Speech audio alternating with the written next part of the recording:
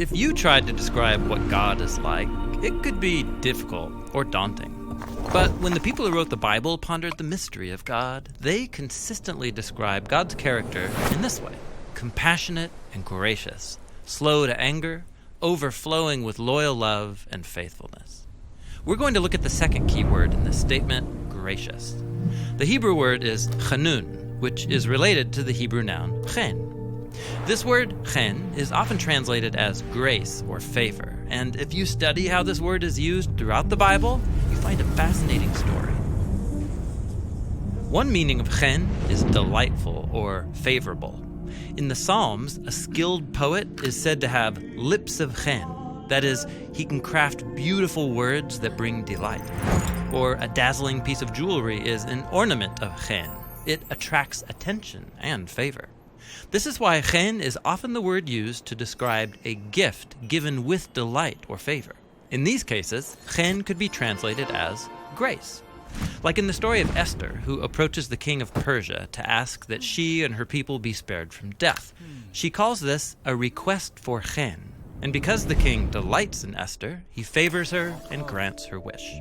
So, giving a gift of favor is chen because it's motivated by delight. And the most extreme kind of chen is showing favor to someone who should get what they deserve, not a generous gift. Like Jacob, who cheated his brother Esau, ran away, and then after 20 years wants to come back and make things right. So he comes to Esau asking, "May I find chen in your eyes?" Jacob isn't asking for what is fair, but for favor.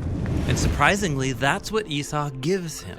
He chooses to delight in his brother Jacob and show him grace that he doesn't deserve. Now, chen requires a generous spirit, which people sometimes have. But in the Bible, the one who shows more chen than anyone else is God. Like when God rescued the Israelites out of slavery in Egypt, and they quickly betray him by giving their allegiance to a golden idol as their God. But then, Moses steps in and asks God to consider giving a gift that they don't deserve. And God says yes, by showing the ultimate act of chen, forgiveness and a promise to be with these people. This character trait of God is so reliable that over 40 times in the book of Psalms, people cry out for God's chen when they're sick or in danger, or when the Israelites are in exile. And the biblical prophets like Isaiah looked back to God's chen in the past and boldly declared that God will one day show chen to his people by delivering them and all creation from death and ruin. Now, when we turn to the authors of the New Testament, they describe God's chen with the Greek word charis, which means gracious gift. Like when we're introduced to Jesus in the Gospel of John, we're told that Jesus is God's glorious charis become human, sent into a world of people trapped in darkness and death. Because according to the Apostle Paul, we're like the living dead.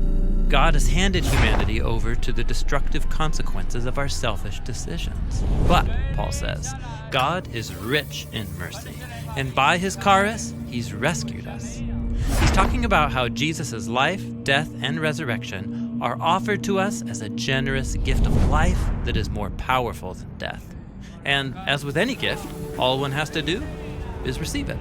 So, now you can see why the biblical authors talk so much about this description of God's character throughout the Bible. When people are willing to own their failures and ask God for chen, he has a consistent and generous response.